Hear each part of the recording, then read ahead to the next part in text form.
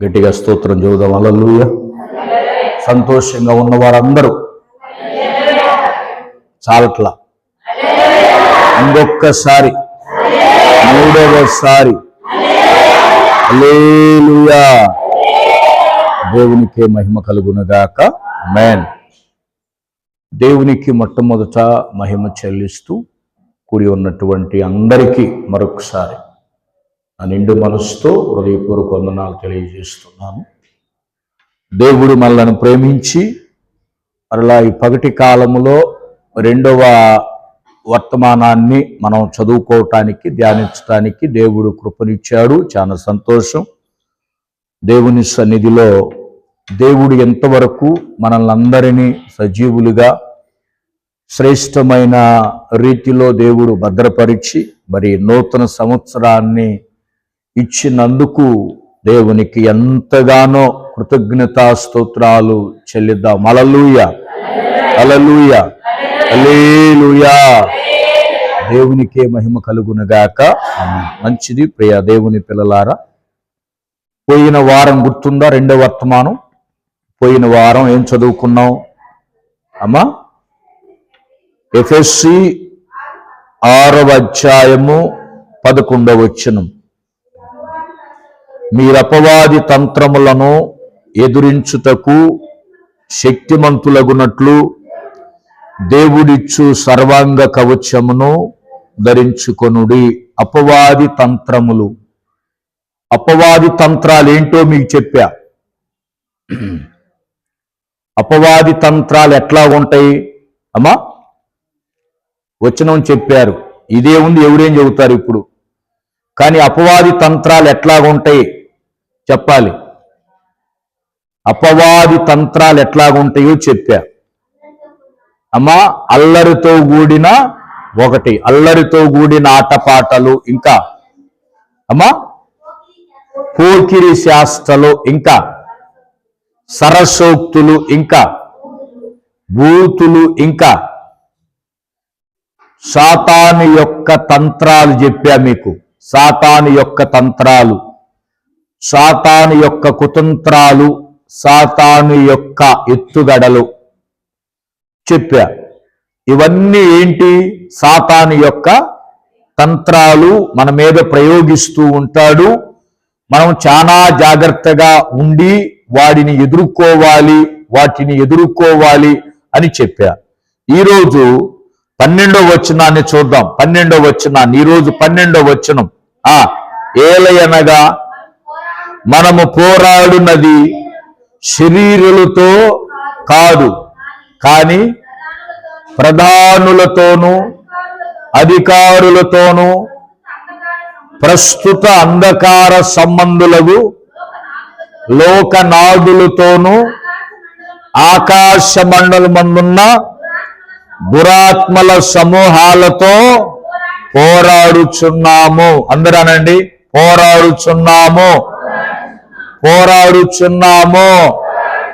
ఎవరితో మనం పోరాటం చేస్తున్నాము అమ్మా? ఎవరితో పోరాటం చేస్తున్నాం?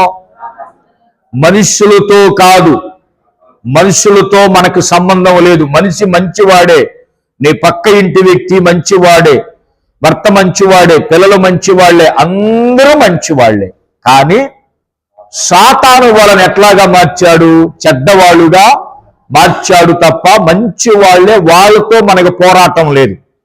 దేవుడు ఏమన్నాడు? వాళ్ళను ప్రేమించమన్నాడు. కానీ కక్ష పెంచుకోవద్దు, పగ పెంచుకోవద్దు, అందరినీ ప్రేమించండి, అందరినీ ప్రేమించండి.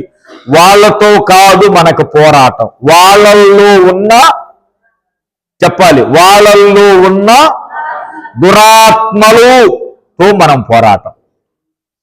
ఎవరితో పోరాటం? మనిషితో కాదు మనకు పోరాటం, దురాత్మతో పోరాటం. దురాత్మల సమూహాలు ఉన్నాయి. ఏమున్నాయి చెప్పండి? దురాత్మల శుక్రవారం చెప్పా మీకు, శుక్రవారం చెప్పా. దురాత్మలు, అపవిత్రాత్మలు ఉన్నాయి. అవేం చేస్తాయి?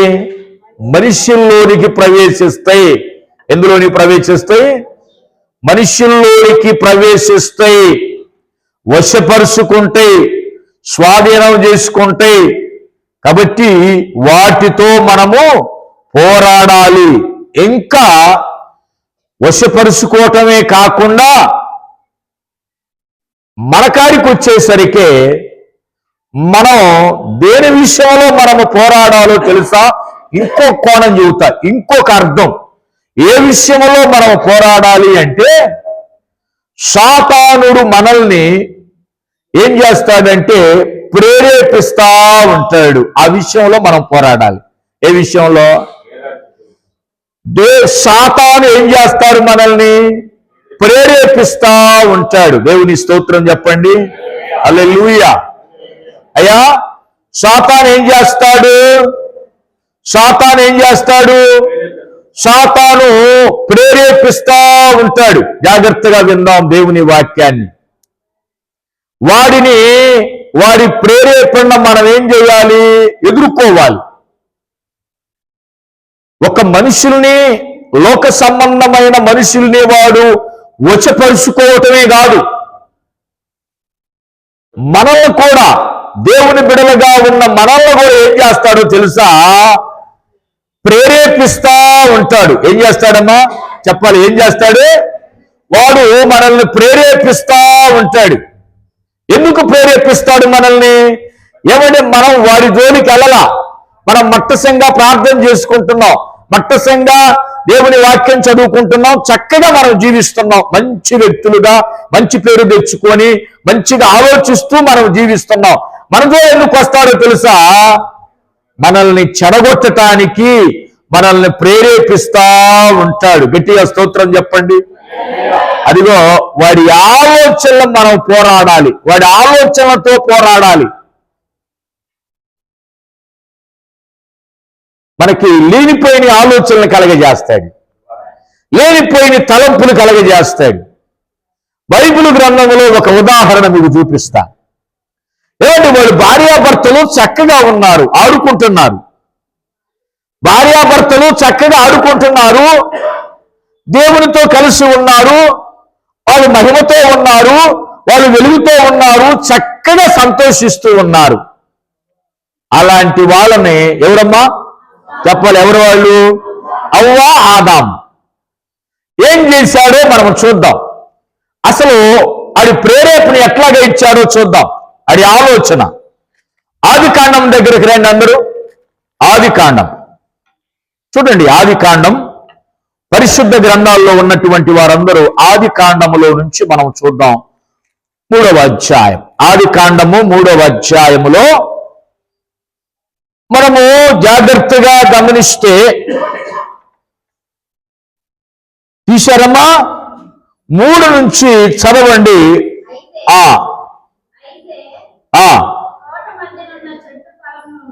చెట్టు ఫలములను గురించి దేవుడు మీరు చావకుండునట్లు వాటిని తినకూడదనియు వాటిని ముట్టకూడదనియు చెప్పినని సర్పముతో అనెను. అందుకు సర్పము మీరు సావనే, ఏమంది? సావనే సావరు. గమనించండి. సాతాను, అమ్మా వినండి జాగ్రత్తగా, అందరూ కళ్ళు మూయొద్దు, నా కళ్ళు చూడండి అందరూ. సాతాను ఏ విషయం గురించి మాట్లాడింది? తోటలో ఎన్నో చెట్లు ఉన్నాయి, తోటలో ఎన్నో ఫలాలు ఉన్నాయి. ఏ చెట్టు గురించి మాట్లాడింది సాతాను? దేవుడు దేనినైతే తినొద్దన్నాడో దానిని గురించి మాట్లాడింది. గట్టిగా స్తోత్రం చెప్పండి. గట్టిగా స్తోత్రం చెప్పండి. ఏమండి, దేవుడు తినమన్న వాటిని గురించి మాట్లాడిందా? వాటిని గురించి మాట్లాడకూడదా? దేవుడు తినమన్నాడు కదమ్మా, అవి తినండి అమ్మా, తినండి అమ్మా అని అన్నదా? ఏ విషయం గురించి మాట్లాడిందయ్యా? అయ్యా, దేవుడు దేని జోలికైతే పోవద్దన్నాడో, దేనినైతే ముట్టకూడదన్నాడో, దేని జోలికి వెళ్ళొద్దన్నాడో, ఏ ప్రాంతానికి వెళ్ళొద్దన్నాడో దానిని గురించి సాతాను పదే పదే ఏం చేసింది? ప్రేరేపిస్తా మాట్లాడుతా ఉంది. మన జీవితాల్లో కూడా గమనించండి, దేవుడు చెయ్యమన్న ఆజ్ఞలు కొన్ని ఉన్నాయి, వాటిని గురించి సాతానుడు మాట్లాడాడు. దేవుడు చేయమన్న పనులు కొన్ని ఉన్నాయి, వాటిని గురించి మాట్లాడాడు సాతాను. చెప్పండి, సాతాను దేని గురించి మాట్లాడతాడు? దేవుడు ఏదైతే వద్దన్నాడో దానిని పదే జ్ఞాపకం చేస్తూ ఉంటాడు. ఎందుకని? కనీసం 10 సార్లలో ఒక్కసారైనా ఈ విషయం సహోదరి గుర్తుకు రాకపోదంటావా, సహోదరుడికి గుర్తుకు రాకపోయిద్దంటావా? వచ్చిద్ది అని సాతాను ఏం చేస్తాడంటే ప్రేరేపిస్తా ఉంటాడు. దేవుని స్తోత్రం. రెండవది, మనం మరిచిపోయిన విషయాలు. ఏ విషయాలు?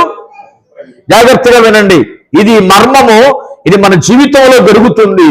మరిచిపోయిన విషయాలు, మరిచిపోయిన పాపం, మరిచిపోయిన సంగతులు, మరిచిపోయిన వ్యక్తిని, మరిచిపోయిన సమస్యలని, మరిచిపోయిన వాటిని వాడు ఏం చేస్తాడో తెలుసా? మరలా దాన్ని ఏం చేస్తాడు? మనం కప్పిపెట్టాం. వాడు ఏం చేస్తాడు? తవ్వి తీసి వాటిని మన ముందుకు తెచ్చి, ఇదిగో నువ్వు గత కాలంలో చేసినవి, మనకేమనిపించింది? ఒక్కసారి చూస్తే పాదు, అమ్మయ్య ఒక్కసారి చూస్తే పాదు, ఒక్కసారి చేస్తే పాదు, ఎందుకు పదే గుర్తొచ్చి ఎందుకనండి? ఎందుకు? సాతాను ఏం చేస్తున్నాడు చెప్పండి? సాతాను ఏం చేస్తున్నాడు? దాన్ని గురించి మాట్లాడుతున్నాడు. ఎప్పుడైనా ఈ సంఘటన మీకు ఎదురైందా? వాక్యం వింటున్న వారలారా, ఎప్పుడైనా ఈ సంఘటన ఎదురైందా?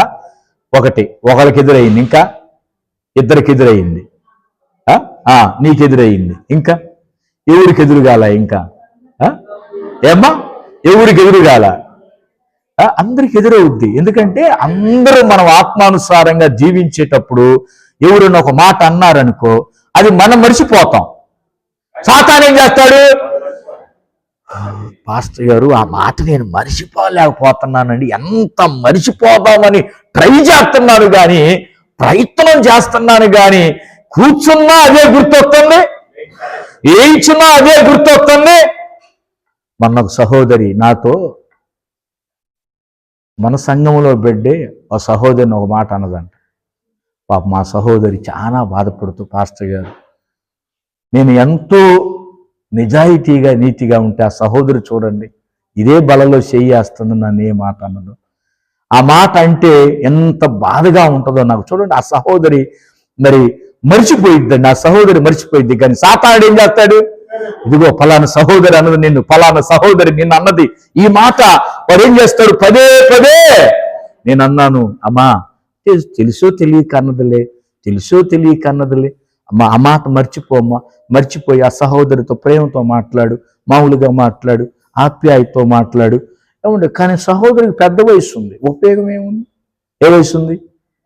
చూడటానికి పెద్ద వయసు, కానీ ఇది మాత్రం సెన్స్ లేదు. పెద్ద వయసే కానీ సెన్స్ లేదు. సెన్స్ లేని వాళ్ళతో మనం ఏం చేయలేం కాబట్టి వాళ్ళతో మనం ప్రేమగా మాట్లాడటమే. కాబట్టి ఆ సహోదరి చూడండి, ఆ మాట కొన్ని రోజులు ఆ మాట జ్ఞాపకం వచ్చిందంట. ప్రార్థన కూడా నడవలేదంట. ఎందుకని చెప్పండి? ప్రార్థన ఎందుకు నడవలా? ఒకవేళ ఈ సహోదరు మర్చిపోయింది, ప్రార్థనలో కూర్చొని మళ్ళీ విడిగా గుర్తు చేయట్లో వాడు సాతాను విడిగా ఎవరితోనో పనికి పోతున్నప్పుడు మరిచిపోతుంది. ఎప్పుడైతే ప్రేయర్లో కూర్చుంటుందో, ప్రార్థనలో కూర్చుంటుందో, ఆ ప్రార్థనలో మోకరించినప్పుడు స్తోత్రం అని ఎప్పుడైతే ప్రార్థనలోకి వెళ్తుందో, ఈ మాట పాస్టర్ గారు నాకు ప్రార్థన నడవట్లేదండి, కొంచెం 5 నిమిషాలు ముందుకెళ్ళగానే అదే మాట గుర్తొస్తుందండి, నేను ఇక నడవట్లేదండి, లేచిపోయాను పాస్టర్ గారు. ఆ 8వ రోజు ఏం జరిగిందో తెలుసా? ఇక లాభం లేదు, బలవంతంగా కూర్చొని ఏం చేసింది? ఇక ప్రార్థన చేయటం. దేవుని స్తోత్రం చెప్పండి. ఆ రోజు నుంచి ఈ రోజు దాకా ఆ మాట మాత్రం జ్ఞాపకే వాడు సాతానుడు ఓడిపోయాడు. ఏం తెలుసా? వాడు గుర్తు చేసి మళ్ళా ఈ సహోదరి దానిని ఎదిరించింది. దేన్ని ఎదిరించింది చెప్పండి? ఇప్పుడు ఆ సహోదరిలో ఉన్న పోరాటం ఏందో చెప్పండి. ఇప్పుడు ఆ సహోదరి మదన పడుతుందంటే ఏంటి ఆ పోరాటం? ఆ మాట ఈ సహోదరి, ఆ అన్న మాట ఈ సహోదరి, ఈ రెండు మనసులో ఏం జరుగుతున్నాయి? యుద్ధం జరుగుతుంది. దేవుని స్తోత్రం చెప్పండి, దేవుని స్తోత్రం చెప్పండి. అపవాదితో మనము పోరాడుతున్నాం, వాడి ఆలోచనలతో మనం పోరాడుతున్నాం. అయితే అవ్వ ఆదాముకి పోరాటం ఉంది, ఆలోచన. వాడు సాతాను చెప్పి వెళ్ళిపోయాడు. అవ్వమ్మ గారు నిద్రపోతున్నారు. అవ్వమ్మ గారికి నిద్ర పట్టట్లా. ఎందుకు చెప్పండి? అవ్వమ్మ గారిలో ఇత్తనం ఇచ్చాడు. ఎవడాడు? వాడు ఒక మాట అనిపోయాడుగా. ఏమండి, విన్న మాటల కంటే చెప్పాలి అనుభవం కలిగిన బిడ్డలు, అందులో ఎంబీబీఎస్ చేసిన వాళ్ళు, ఇవన్నీ ఎదుర్కొన్న వాళ్ళు జీవితంలో చెప్పిన మాటల కంటే, విన్న మాటల కంటే చెప్పిన మాటలు. అమ్మా, మీ ఆయన అక్కడ చూశాను, అమ్మ తాలూకి చంటలు అన్నదనుకో, ఇక ఏమో రైతు నిద్రపోతుందో. అయ్యగారు పేటకు పోతే ఏదైతే కనపడ్డాడు, ఈమెకేమని చెప్పాడు? పేటకని చెప్పిండు. ఆమెచారు కనపడ్డాడు. ఏందా నేను వింటాం పొరపాట, ఆవంతం పొరపాట. తినాలి, నేను పడుకో, నేను ఆలోచించాలి. ఇప్పుడు నేను ఆలోచించాలి. ఈ తెల్లారిందాక ఏం చేసింది? ఇక నిద్ర పట్టదు. చెయ్యి పోను. డాక్టర్ గారు ఎక్కడున్నారు? అంత బద్దలైపోతుంది. ట్యాబ్లెట్ ఇవా? ఎందుకని కారణం ఏంటిది? వాడు రాత్రంతా సాతాను ఏం చేశాడు? ఆ విషయాన్ని మన గ్రైండర్లో వేసినట్టు, గ్రైండర్ వేసి వాడు చిచ్చిన వాడు పోయాడు సాతాను. ఈ గ్రైండర్ తిరుగుతాడే ఉంది. గట్టిగా స్తోత్రం చెప్పు, గట్టిగా స్తోత్రం చెప్పు. సాతానును మనం ఎదుర్కోవటం అదే. అవ్వలో ఆ విషయాన్ని చెప్పి వెళ్ళాడు. రాత్రంతా అవ్వమ్మ గారికి ఏం పట్ల? నిద్ర పట్ల. ఎప్పుడు తెల్లారిద్దా, ఎప్పుడు పండుకోద్దామా, ఎప్పుడు ఏం చేద్దామా. తెల్లారింది. ప్రశాంతంగా వెళ్ళి ఎక్కడికి వెళ్ళిందామా? దేవుడు ఎక్కడైతే వద్దన్నాడో ఆ చెట్టు కాడికి పోయి, ఆ చెట్టుని చూడగానే, ఆ చెట్టు పండు చూడగానే ఎట్లా కనపడింది? బైబిల్ గ్రంథంలో చదవండి, ఎట్లా కనపడిందంట. 6వ వచనం చూడండి, ఎట్లా కనపడింది. అమ్మా, స్త్రీ ఆ వృక్షము ఆహారమునకు మంచిదియు, కన్నులకు అందమైనదియు, వివేకమునిచ్చు రమ్యమైనదియు ఉండుట చూసినప్పుడు ఆమె దాని ఫలములలో కొన్ని తీసుకొని తిని తనతో పాటు తన భర్తకును ఇచ్చెను. అతడు కూడా. గట్టిగా స్తోత్రం చెప్పండి, గట్టిగా స్తోత్రం చెప్పండి. ఆ చెట్టు కాడికి వెళ్ళింది, పండును చూసింది. చూడగానే ఎట్ట కనపడింది ఆ పండు? ఆమె దృష్టికి ఎంత అందంగా ఉందో, ఎంత కన్నులకు ఎంత అందంగా ఉందో. తర్వాత కన్నులకు అందము, తర్వాత ఏమన్నాడు? కన్నులకు అందము, వివేకమునిచ్చు రమ్యమైనదై ఉండుట చూసి, రమ్యముగా, అందముగా, సుందరముగా కనపడింది. చూడగానే గమనించండి, దేవుడు వద్దన్న పని ఎట్లా కనపడిద్దో చెప్పండి కంటికి. అమ్మా, దేవుడు వద్దన్న మాట ఎట్లా కనపడిద్ది? దేవుడు వద్దన్న పని ఎంత అందంగా ఉంటుందో, ఎంత సుందరంగా ఉంటుందో, అదే దేవుడు చెప్పిన పని బాగా మనం చేయలేం. అసలు మనం తినలేము, ఈ పండు చేయలేం. ఎట్ట చెప్పాడో దేవుడు తెలియదు, కానీ అసలు దేవుడు చేయొద్దన్న పని ఉంటది. ఎంత హాయిగా ఉంటుందో, మనసుకి ఎంత హ్యాపీగా ఉంటుందో. తర్వాత కదా దాని తీత తీసేది. చేసిన తర్వాత కదా పాపము యొక్క ఫలము మరణము. అవునా కాదా అమ్మా? పాపము యొక్క ఫలము మరణము. దేవుడు వద్దన్న పని ఎంత అందంగా ఉందో, ఎంత రమ్యముగా ఉందో. మనం కూడా, మానవుడికి కూడా ఉన్న లక్షణం ఏంటంటే, అమ్మా, పిల్లలకున్న లక్షణం ఏంటో చెప్పండి. పెద్దవాళ్ళకే కాదు, పిల్లలకున్న లక్షణం ఏంటంటే, రా అది చెయ్యొద్దురా అంటే వాడు ఏం చేస్తాడు, అదే ఆ పని నీకొద్దురా అంటే ఆ పనే చేస్తాడు.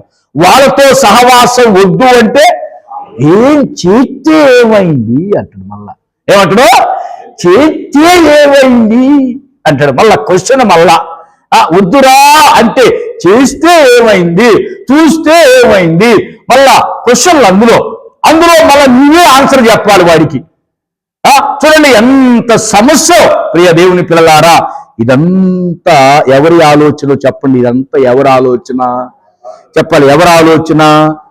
అందుకనే అవ్వమ్మ గారు ఆ ఆలోచనని జయించలేక ఏం చేసింది, ఆ ఆలోచనతో పోరాటం, రాత్రంతా పోరాటం.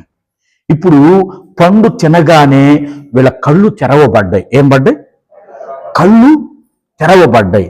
ఏమైందో చెప్పండి, 7వ వచనం చూడండి, ఏమైంది. అప్పుడు వారిద్దరు కన్నులు తెరవబడిను, వారు దిగంబరులని తెలుసుకొని అంజూరపు ఆకులు కుట్టి తమకు కచ్చడములు, గట్టిగా స్తోత్రం చెప్పండి. తాను దిగంబరులను తెలుసుకున్నాడు అంటే మహిమ వెళ్ళిపోయింది. ఏం వెళ్ళిపోయిందో చెప్పండి, చెప్పాలి గట్టిగా. ఏం వెళ్ళిపోయింది? అప్పుడు దాకా ఎక్కడున్నారు, మహిమలో ఉన్నారు వాళ్ళు, పెద్దవాళ్ళు అన్న సంగతి కూడా, ఇది పాపము, ఇది మంచి, ఇది చెడు అన్నది కూడా తెలియటల్లా. వాళ్ళు కలిసే ఉన్నారు, కలిసే జీవిస్తున్నారు. ఆ కోరిక, ఆ ఆలోచన వాళ్ళకి లేదు, శరీర కోరిక. పసిపిల్లలాగా ఉన్నారు. ఏది, ఇద్దరు పసిపిల్లలు కనుక ఆడుకుంటారు చూశారా, అట్లాగా వాళ్ళు ఆడుకుంటున్నారు. మహిమలో ఉన్నారు, తేజస్సులో ఉన్నారు. కానీ ఎప్పుడైతే పండు తిన్నారో ఏమైందా, మహిమ ఏమైంది చెప్పాలి, మహిమ ఏమైంది, ఆత్మ ఏమైంది, ఆయన సన్నిధి ఏమైంది, దేవుడు ఏమయ్యాడు, దూరం అయిపోయాడు. ఎందుకు చెప్పానంటే, అవ్వమ్మ గారు గెలిచారా ఓడారా? ఎఫెసీ పత్రికలు ఏముందో తెలుసా, దురాత్మలతో పోరాడాలి. వాడి ఆలోచన తీసుకున్నా ఈరోజు నేను. అంశం ఏంటంటే వాడి ఆలోచన కలిగించినప్పుడు దానిని జయించలేకపోయింది. దానికి లోబడటం వలన ఏం కోల్పోయారు చెప్పండి, ఏం కోల్పోయారు? దేవుని సన్నిధిని కోల్పోయారు. దేవుని సన్నిధిలో నుంచి వాళ్ళు ఎక్కడికి వచ్చారు? బయటికి వచ్చారు. ఈరోజు మన జీవితాల్లో కూడా దేవుడు చేయొద్దన్న పనిని మనం చేయకూడదు. ఎందుకని? దాని వలన ఏమవుతుందో తెలుసా, మనం నష్టపోయేటువంటి వారంగా ఉంటాము. దేవుని వాక్యం సెలవిస్తుంది. పరిశుద్ధ గ్రంథములో ఇంకొక భార్యాభర్తల్ని జ్ఞాపకం చేస్తున్నా. ఇప్పుడు ఈ భార్యాభర్తల గురించి మనం ఆలోచించాం. తీయండి, పరిశుద్ధ గ్రంథంలో ఇంకొక భార్యాభర్తలు ఉన్నారు. ఇంకొక భార్యాభర్తలను కూడా వాడు ప్రేరేపించాడు. చూడండి, వాళ్ళు మంచి విశ్వాసం కలిగిన వాళ్ళు, వాళ్ళు పరిచర్య చేసేటువంటి వాళ్ళు, అపోస్తలుడికి పరిచర్య చేసేటువంటి వాళ్ళు. ఆదిమ సంఘములో అమ్మా దేవుని స్తోత్రం చెప్పండి గట్టిగా, దేవుని స్తోత్రం చెప్పండి గట్టిగా, స్తోత్రం చెప్పండి. ఎవరు వాళ్ళు అమ్మా, ఎవరు వాళ్ళు? అననీయ. చదవండి, ఈ భార్య భర్తల గురించి కూడా మనం ఆలోచిద్దాం. అపోస్తుల కార్యం 5వ అధ్యాయం చూడండి, బైబిల్ ఉన్నవారు. అపోస్తుల కార్యం 5వ అధ్యాయం, అపోస్తుల కార్యం 5వ అధ్యాయములో మనం జాగ్రత్తగా గమనిస్తే, అపోస్తుల కార్యం 5వ అధ్యాయములో చదవండి మొదటి నుంచి. అననీయ అని ఒక మనుష్యుడు తన భార్య అయిన సప్పీరాతో ఏకమై పొలమమ్మెను. భార్య ఎరుగకనే వాడు దాని వెలలో కొంత దాచుకొని కొంత తెచ్చి అపోస్తుల పాదముల యొద్ద కొంత దాచిపెట్టారు. ఎవరు దాచిపెట్టారు? అమ్మా, భార్య ఎరుకనే, భార్యకు తెలియకుండా భర్త ఏం చేశాడు? కొంత దాచిపెట్టాడు. వెలలో కొంత దాచిపెట్టి అది తెచ్చి ఎక్కడ పెట్టాడు? అపోస్తలుల పాదముల దగ్గర పెట్టాడు. చదివినప్పుడు పేతురు గారు ఏమన్నాడు? అననీయ. అప్పుడు పేతురు, అననీయ, నీ భూమి వెలలో కొంత దాచుకొని పరిశుద్ధాత్మను మోసపుచ్చుటకు సాతాను ఎందుకు నీ హృదయమును ప్రేరేపించను? అది నీ వద్ద ఉన్నప్పుడు నీదే కదా, అమ్మిన పిమ్మట అది నీ వశమై ఉండలేదా?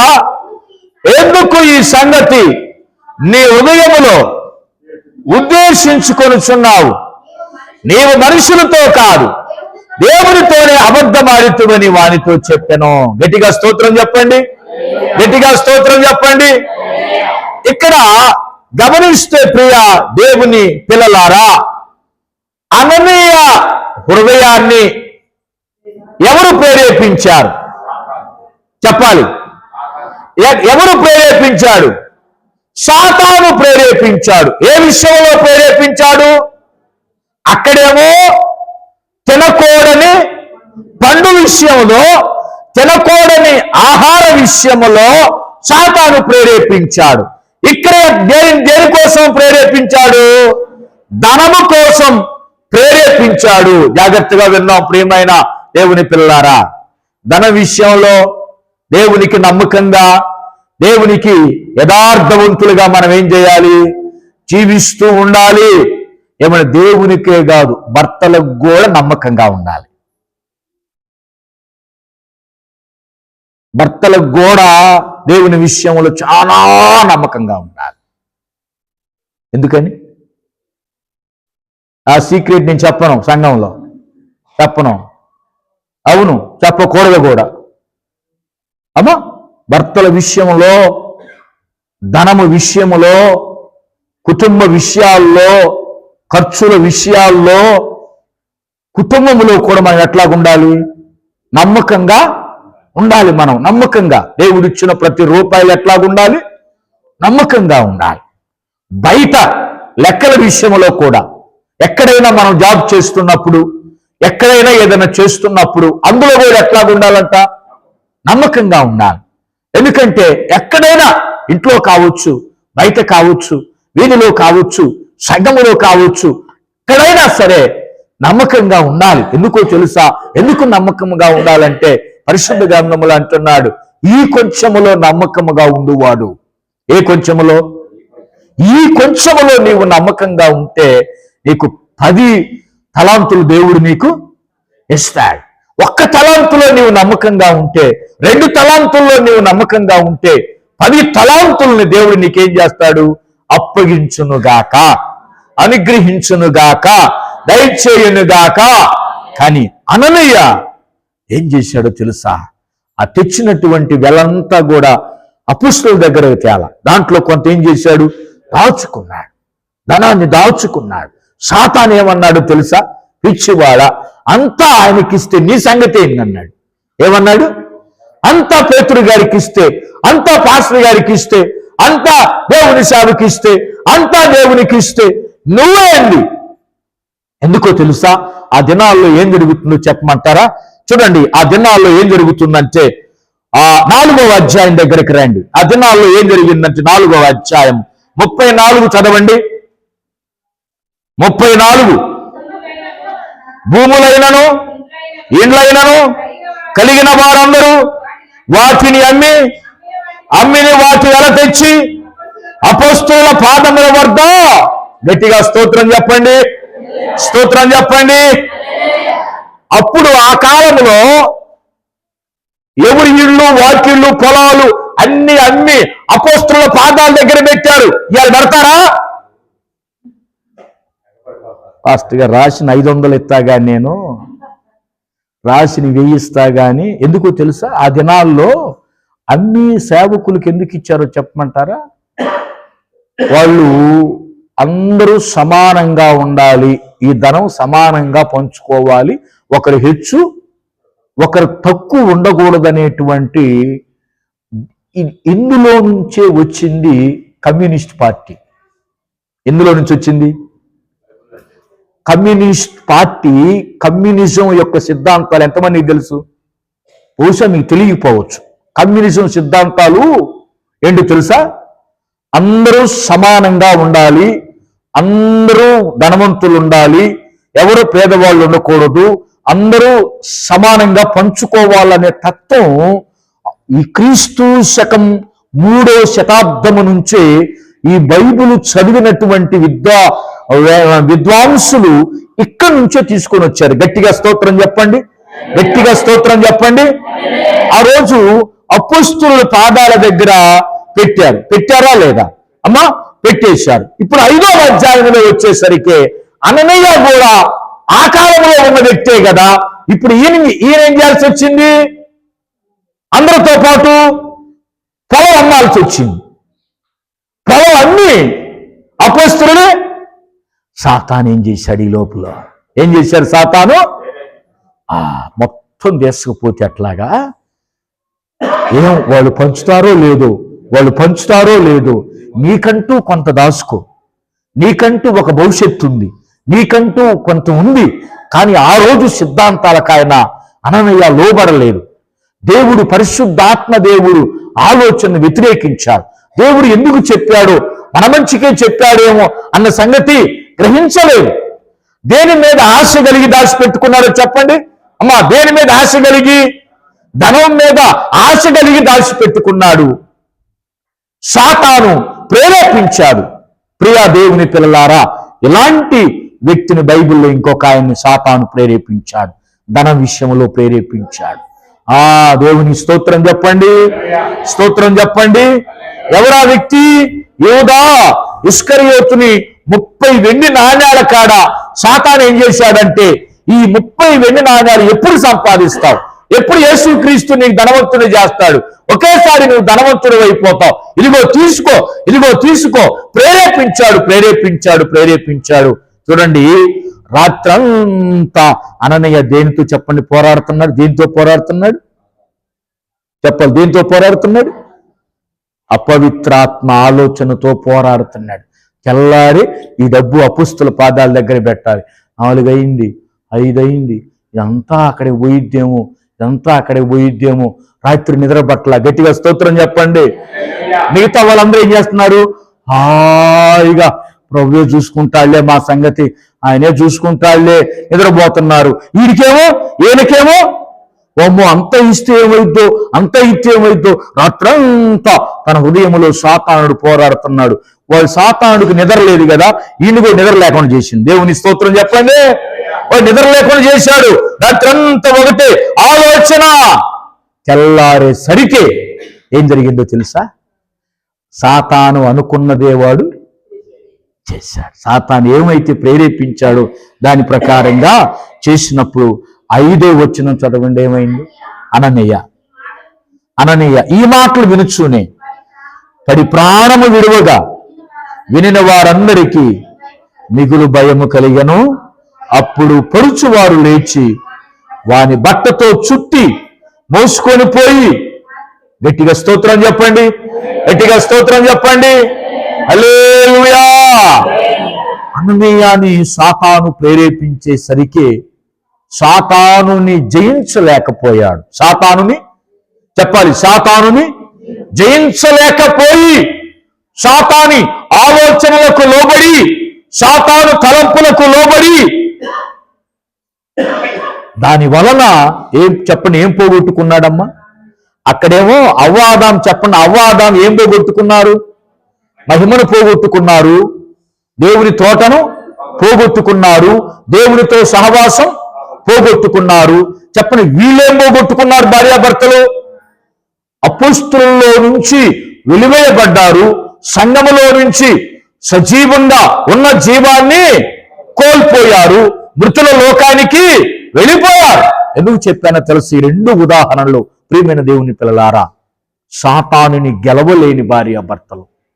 అందుకనే కొన్ని కుటుంబాలలో భార్యని ప్రేరేపిస్తాడు, కొన్ని కుటుంబాలలో భర్తను ప్రేరేపిస్తాడు, కొన్ని కుటుంబాలలో పిల్లలను ప్రేరేపిస్తాడు, కొన్ని కుటుంబాలలో పెద్దవాళ్ళను ప్రేరేపిస్తూ ఉంటాడు. ప్రియమైన దేవుని పిల్లలారా, మనం జాగ్రత్తగా గమనించకపోతే, జాగ్రత్తగా ఈ విషయాలు మనం తెలుసుకోకపోతే, వాడి ఆలోచన మనం గమనించకపోతే మనం ఎందులో పడిపోతాం?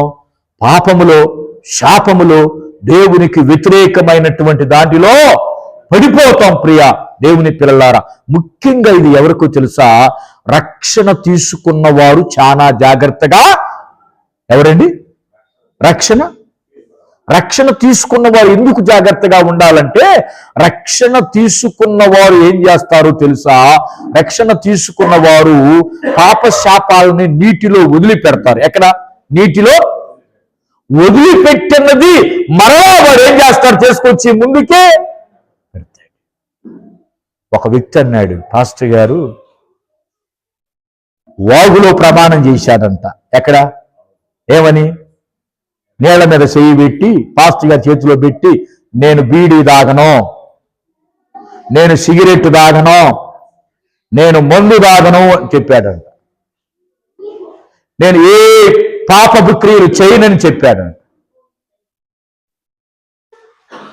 కొన్నాళ్ళు పోయిన తర్వాత సాతాను ఏం చేశాడు? వాడు కొన్నాళ్ళు సైలెంట్గా ఉన్నాడు. తర్వాత ఏం చేశాడు? మనసుని ఏం చేశాడు? మార్చేశాడు.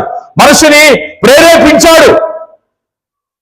అతను అంటాడు, ఎందుకు తాగుతున్నావయ్యా అంటే, ఒకరోజు నేను ఇంటికి వెళ్ళాను, తాగి ముందుకు వచ్చాడు. వాడు ఆవిడంటుంది, అది దరిద్రుడా, పాస్టర్ గారు వచ్చాడు, పాస్టర్ గారి ముందు తాగి వచ్చావా? పాస్టర్ గారి ముందు ఎప్పుడు తాగనన్నాడు. నేను లేనప్పుడు తాగుతుంటూ, నేను లేనప్పుడు పాస్టర్ గారి ముందు ఎప్పుడు తాగను, నన్ను క్షమించండి పాస్టర్ గారు అంటుండు. దేవుని స్తోత్రం. అయ్యా, నువ్వు రక్షణ పొందావు కదా, ఎందుకై ఈ పని చేస్తున్నావు? నువ్వు రక్షణ పొందావు కదా, నువ్వు ప్రభు రక్తంలో కడగబడ్డావు కదా, ప్రభు బల్లాగా కొంతకాలం తీసుకున్నావు కదా. తీసుకున్నాను మాస్టర్ గారు, ఏమైనా నా దరిద్రం నెత్తిని కూర్చొని మాట్లాడాను, మళ్ళా మొదలుపెట్టాను సిగరెట్, బీజీ మందు మళ్ళా మొదలుపెట్టానయ్యా. ఏమండి, ఏమైంది? కొన్నాళ్ళు బాగానే ఉన్నాను పాస్టర్ గారు, తర్వాత నాలుక పీకేస్తుంది. ఏ నాలుక? సిగరెట్ తాగాలని నాలుక పీకేస్తుంది. నేను ఉండలేకపోతున్నాను, అయితే నాకు నిద్ర పట్టట్లేదు. సాతాను ఏం చేస్తున్నాడు? మరి సాతాను ఏం చేస్తున్నాడు? చెప్పాలి. సాతాను ఏం చేస్తున్నాడు? ప్రేరేపిస్తున్నాడు. సాతాను ఏం చేస్తున్నాడు? కాదు అని సాతాను ప్రేరేపిస్తూ ఉన్నాడు. దానిని అధిగమించలేక, దాని ఆలోచనలు జయించలేక మరలా పాపములో పడిపోయాడు. బైబిల్ గ్రంథంలో ఒక మాట ఉంది, అపవిత్రాత్మ ఒక మనిషిని వదిలిపోయిన తర్వాత